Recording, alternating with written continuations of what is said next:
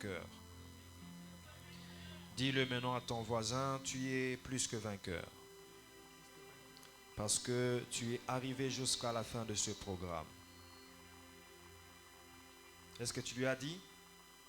Dis-lui, tu es plus que vainqueur parce que tu es arrivé jusqu'à la fin de ce programme. Amen. Nous allons passer au service. Nous avons prié pour la protection divine. C'était ça notre sujet de prière aujourd'hui. La protection divine et le transfert des parts. C'est ce que nous allons faire ce soir. Nous allons prier pour la protection divine et pour le transfert des parts. Exode chapitre 12, verset 13. La Bible dit, le sang vous servira de signe sur les maisons où vous serez. Dis avec moi, le sang me servira de signe sur les maisons où je serai. Dis-le très fort, le sang me servira de signe dans les maisons où je serai. Partout où j'habiterai, le sang de Jésus me servira de signe au nom de Jésus-Christ. Alléluia. Bien-aimé, j'aimerais que tu retiennes une chose. Le sang de Jésus est une arme de combat spirituel. C'est une arme à la fois offensive et à la fois défensive. Le sang de Jésus nous défend. C'est une couverture pour nous. Le sang de Jésus est une arme d'attaque. Le sang attaque le monde des ténèbres. Par le sang de Jésus, le diable a été vaincu. Il est écrit, ils l'ont vaincu à cause du sang de... Si tu lis ces textes-là tout au début, Apocalypse 12, à partir du verset 10 ou 11, on dit, à partir du verset 7, on dit, il y eut guerre dans les cieux. Ce n'est pas nous qui avons combattu. Ce n'est pas nos frères qui ont combattu. On dit, il y eut guerre dans les cieux. Qui combattit? Michaël et les anges qui étaient sous sa juridiction combattirent contre le diable Lucifer et tous les anges, les tiers des anges qu'il avait pris à côté de lui. C'est eux qui ont livré le combat. Mais au verset 10, on nous dit que le diable ne fut pas vainqueur. Ils ne furent pas les plus forts. Ainsi, Michaël remporta la victoire sur celui qui accusait nos frères. Alléluia. Donc lui accuse nos frères, l'accusateur de nos frères. Lui nous accuse, mais nous n'allons pas combattre. Dieu engage des armes et son armée céleste pour combattre. Dieu s'engage lui-même à combattre, comme je le disais avant-hier. Il exerce mes mains au combat. Il passe par certains gestes que moi je pose pour combattre à ma place. Il passe par mes pieds pour écraser le diable. Il passe par mes mains pour me donner la victoire. C'est lui qui combat. C'est lui qui engage des armes pour combattre en ma faveur. Pour combattre, c'est lui qui m'accuse.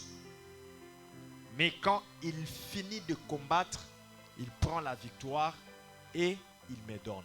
Ce ne sont pas nos frères qui ont combattu.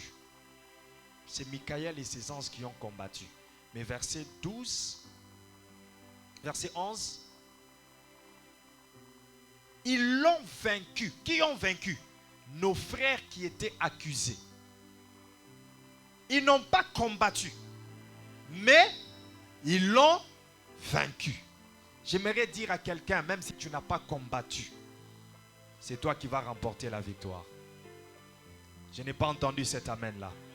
Je dis, même si ce n'est pas toi qui as combattu, même si ce n'est pas toi qui es monté sur la croix, mais c'est toi qui remportes la victoire. Il a fallu que Christ monte sur la croix pour que toi tu aies la victoire. Je suis en train de déclarer que tu as la victoire ce soir. Je suis en train de déclarer que la victoire t'appartient ce soir. Je n'ai pas entendu cet amen-là. Cet amen-là ne me convainc pas. Il ne ressemble pas à la main d'un vainqueur. Je suis en train de déclarer que dans tous les combats qui s'élèveront contre toi, c'est toi qui es plus que vainqueur. C'est toi qui remportes la victoire au nom de Jésus. Si tu le crois, retourne-moi un bon amen. Ce qui me retient beaucoup plus dans ce sujet, il dit, le sang vous servira de signe. J'aimerais épingler ça, te donner la révélation et on passe au service. Le sang vous servira de signe. Bien-aimé, le sang sert de signe. Pour les femmes, toute douleur n'est pas douleur de règles. Il y a des fois, elles ont des douleurs, mais après ça passe. Elles se sentent constipées, parfois ça passe. Mais dès que le signe du sang s'ensuit des douleurs, on comprend que ces douleurs-là étaient les douleurs des règles. À cause du signe du sang. Le sang vous servira de signe. Le sang sert toujours de signe. Lorsque le sang est là, c'est signe soit de vie, soit signe de mort. Le sang vous servira de signe. Bien-aimé, j'aimerais te dire que là où tu vois le sang, sache que c'est un signe. Là où tu appliques le sang de Jésus, sache qu'il y a des signes qui commenceront à se manifester. Alléluia. Dès que tu appliques le sang de Jésus, il y a des signes que tu vas commencer à voir. Je ne suis pas venu enseigner ce soir. Je suis venu juste exhorter, amener quelqu'un dans la révélation et nous allons passer au service. Et je vais y aller avec des exemples concrets pour que quelqu'un comprenne. D'abord, Hébreux chapitre 12, verset 24 nous dit de Jésus, le médiateur d'une nouvelle alliance et du sang d'aspersion. Du sang d'aspersion. Du sang d'aspersion. Si le sang n'est pas aspergé, ce sang-là ne peut pas parler. C'est le sang d'aspersion qui parle. Et du sang d'aspersion, voilà, Semeur dit du sang répandu. Il faut que le sang soit répandu pour qu'il puisse parler. Et de son sang répandu qui parle mieux encore que celui d'Abel. Il faut que le sang soit aspergé. Il faut que le sang soit répandu pour que ce sang-là puisse parler. Dans Exode 12, nous sommes dans le contexte où Dieu parle à Moïse. Il dit aux enfants d'Israël, vous immolerez l'agneau, vous mangerez cet agneau la nuit. Sainte Seine, symbole et préfiguration du sang, du corps de Jésus-Christ. Mais après cela, qu'est-ce qu'il dit? Il dit, vous prendrez du sang et vous en répandrez sur les linteaux de vos portes. Alléluia. Diminue un peu le volume.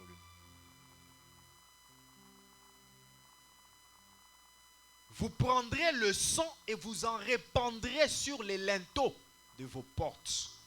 Parce que ce sang-là servira de signe. Ce sang-là qui sera répandu sur vos portes, ce sang parlera pour vous. Ce sang s'opposera à l'exterminateur. Il dit, le sang vous servira de signe sur les maisons où vous serez. Je verrai le sang et je passerai par-dessus vous. Et il n'y aura point de plaie qui vous détruise quand je frapperai le pays d'Égypte. Donc lorsque l'exterminateur sera en train de passer la nuit pour exterminer les premiers-nés d'Égypte, quand il verra le sang, ce sang lui servira de signe que cette maison n'est pas la maison à toucher. Cette personne n'est pas une personne à exterminer. Le sang sert de signe pour la protection divine. Le sang sert de signe pour la victoire. J'aimerais dire à quelqu'un, si le sang de Jésus est répandu sur toi, Ce sang servira de signe pour que le monde spirituel sache que tu es intouchable. Un jour, je fais un service, le service d'aspersion du sang. C'est un service qui peut se faire directement d'une manière spirituelle ou aussi par un symbole physique, mais qui accompagne, par lequel le spirituel passe. Qu'est-ce que je dis? Je ne peux rien avoir entre mes mains. Et je dis que le sang de Jésus se répande. La parole a le pouvoir. La parole va libérer le sang de Jésus. Mais je peux aussi prendre de l'eau. Apocalypse chapitre 11, verset 6. Ils ont le pouvoir de fermer les cieux jusqu'au jour de leur témoignage. Ils ont le pouvoir d'échanger l'eau en sang. Ils ont le pouvoir d'échanger. Dis avec moi, j'ai le pouvoir de changer l'eau en sang. Je n'ai pas entendu dire, j'ai le pouvoir de changer l'eau en sang. La Bible dit, tout est sanctifié par la prière et par la parole. La parole que je déclare, la prière que je fais peut changer l'eau. Tu vois de tes yeux que c'est l'eau, mais dans les spirituels, c'est déjà le sang. Alléluia. Moïse a changé tout un fleuve en sang. Tu as le pouvoir de changer l'eau en sang. Alors je fais le service, je prends de l'eau, je déclare que c'est le sang de Jésus. La nuit, j'ai commencé, c'était dans la parcelle où était l'église. Non, c'était pas la nuit. C'était très tôt le matin, avant le culte, dimanche matin. Très tôt le matin. Je commence à faire le service. Je passe jusque devant la parcelle. Il y avait un arbre c'était un palmier ou je ne me rappelle pas. Il était tellement long que pendant que je faisais l'aspersion, le sang vous servira de signe. Donc il y a certaines choses qui sont cachées, certaines choses qui s'opèrent dans les silences, dans les coulisses. Aussi longtemps que vous ne répandrez pas le sang, aussi longtemps que vous n'allumerez pas le feu, ces choses-là continueront toujours à s'exercer dans les coulisses, dans les silences, dans les repos, sans que personne ne les dérange. Mais dès que vous allumez le feu, la vipère qui se cache dans les feuilles va se manifester parce que vous l'avez dérangé. Dès que vous répandez le sang, les choses qui s'est passées dans le silence se manifestent parce qu'ils se sentent menacés. Ce jour-là, en faisant l'aspersion du sang, je vois quelque chose. À mon passage, quelque chose qui tombe en arrière de moi. Je me retourne, c'était un oiseau avec du sang, mais qui est en train de pourrir, qui tombe directement. Je n'ai pas réfléchi à deux fois pour comprendre que c'était la riposte spirituelle au service que j'étais en train de faire. Alléluia. Alléluia. Mais qu'est-ce qui a provoqué tout ça? Le sang vous servira de signe. J'aimerais dire à quelqu'un, le service que nous allons faire ce soir, le service d'aspersion que tu vas continuer à faire dans ta maison, va dévoiler ce qui était caché. Va démasquer ce qui se faisait dans le repos, dans le silence, sans que tu le saches. Le service d'aspersion du sang va faire sortir au vu et au su ce qui se faisait dans les secrets. L'autre exemple que je te donne, c'est une histoire que j'ai déjà racontée à plus d'une personne ici. On était visité par une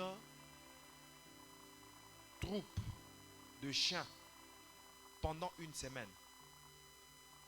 Pendant qu'on préparait la convention de la jeunesse. Ce témoignage, il y a des gens au Congo qui peuvent s'en rappeler, comme Jackie Kabulo, en Grèce comme Bardel Mbaya, Jikati. Il y a beaucoup de gens qui étaient là, beaucoup de jeunes, parce que j'étais à cette époque-là coordonnateur de la jeunesse. On préparait la convention des jeunes. Et pendant qu'on faisait nos nuits de prière, c'était chaque jour, chaque nuit qu'on était à l'église. Et je me rappelle, dès dimanche soir après le culte, on est retourné à l'église, on passait nuit à l'église. Le lundi, on est revenu. Ce dimanche nuit, les chiens ont aboyé. C'était une troupe d'à peu près à entendre les aboiements. Si c'était moins, c'était 25 chiens. Chaque nuit, ils montaient, descendaient les avenues, ils tournaient, ils criaient fort. Et c'était exactement à 2 heures du matin que ça a commencé. Le lendemain, la même chose. Le lendemain, une semaine, jusqu'à ce que samedi soir, dimanche matin, disons, parce que c'était déjà vers 4 heures, vers 2 heures, que j'ai réveillé 2 personnes. Je leur ai dit, on va faire un service. Comme ces chiens viennent toujours à 2 heures, nous allons sortir à 2 heures, nous allons faire le service d'aspersion. Prenez les bidons d'eau.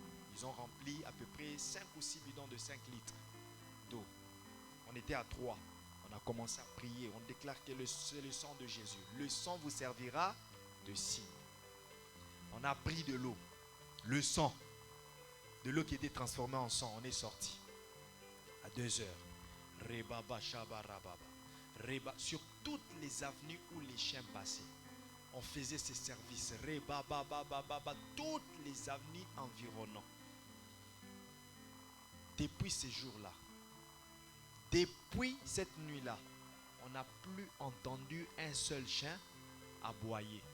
Ils sont partis totalement. Et le sang d'aspersion nous a servi de signe que ça, c'était une œuvre démoniaque. Il y avait de l'activité démoniaque qui s'opérait dans ce quartier-là pendant que les gens dorment.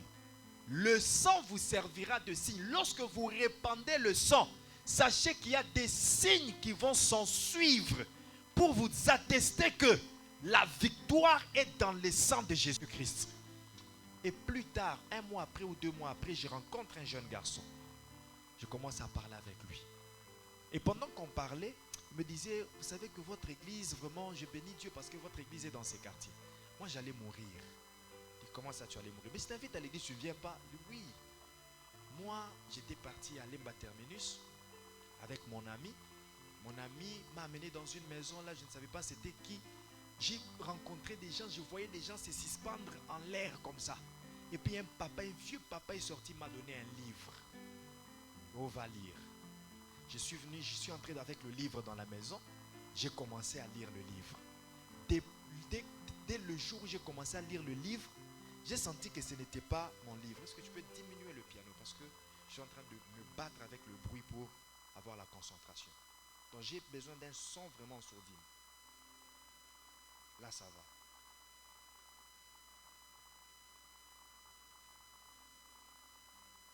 Il dit, dès le moment où j'ai commencé à lire le livre, il y a des phénomènes bizarres qui ont commencé à s'opérer dans ma maison, dans ma chambre.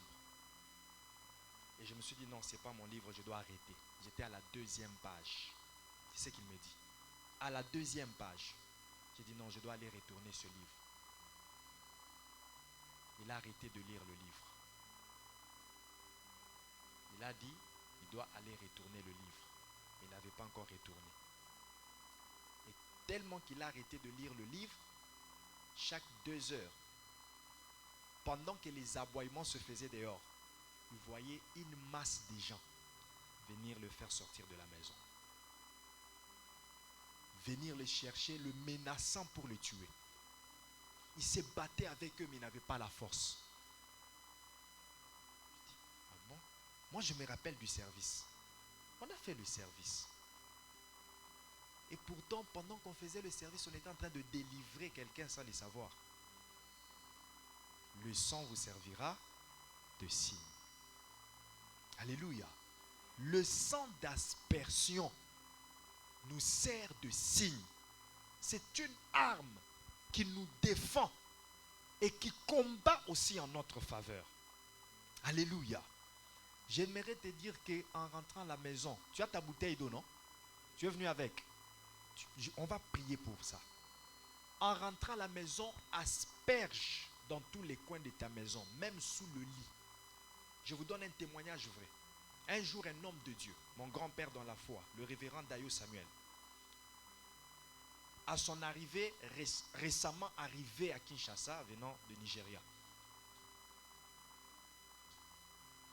on lui a hébergé chez quelqu'un qui était élevé en dignité, mais qui était un Nigérian. Il arrive chez lui. La première fois, la première nuit où il dort chez lui, il sent qu'il y a une présence pas bonne. Et il voit une vision directe qu'il y avait c'était quel animal? Tortue ou quelque chose? Un animal sous le lit. Un gros animal sous le lit de ses papas-là. Il lui dit, le matin, il lui dit, j'ai fait une vision, il faut que tu arrêtes la vie que tu mènes. Arrête avec la vie de débauche. Parce que pendant que toi tu fais cette vie, le diable te piège sous ton lit. Arrête avec cette vie, répare avec Dieu et tu auras ta délivrance. Mais la personne s'était entêtée. Tu sais, quand quelqu'un est élevé en dignité, avec beaucoup d'argent, il croit qu'il a tout. Et le pasteur s'est décidé de quitter cette maison. Il est allé habiter, c'était une maison très luxueuse, mais il est allé habiter dans une maison minable. Mais au moins pour préserver sa spiritualité. Parce que cette zone-là n'était plus une bonne zone. Et puis qu'est-ce qui se passe après? 2 mois ne sont pas passés. On a destitué cette personne qui était élevée en dignité. Il est tombé malade. Il a connu l'AVC. Et finalement, il est mort. On l'a rapatrié mort dans son pays. Donc il y a certaines présences qui se cachent. Lorsque tu ne fais rien, lorsque tu ne les menaces pas, elles seront toujours là. Peut-être sous ton lit, peut-être dans ta salle de bain, peut-être dans ton salon, peut-être où tu ne sais pas. Parce que tu ne les menaces pas, ils opèrent dans le silence. Mais dès que tu allumes le feu, dès que tu répands le sang, ils se sentent menacés. Voilà pourquoi je te préviens déjà. Ce service d'aspersion du sang, si tu sens le combat devenir acharné, ne t'étonne pas. Le sang va déclencher certaines manifestations. Mais ces manifestations-là, c'est pour t'amener dans la victoire. Ils l'ont vaincu à cause du sang de l'agneau. Alléluia. Alléluia. Dis avec moi à travers le service d'aspersion du sang ce soir. Je remporte la victoire sur toute forme de combat spirituel, sur toute forme d'opération satanique et démoniaque. Au nom puissant de Jésus-Christ. Tiens-toi debout avec ta bouteille d'eau. Nous allons prier. Ils ont le pouvoir de changer l'eau en sang. Ils ont le pouvoir de changer l'eau en sang. Commence à vibrer en esprit. Commence à déclarer que cette eau change en sang. Ce n'est plus de l'eau ordinaire. Ceux qui y croient, ceux qui ont la foi, ils vont aussi le vivre.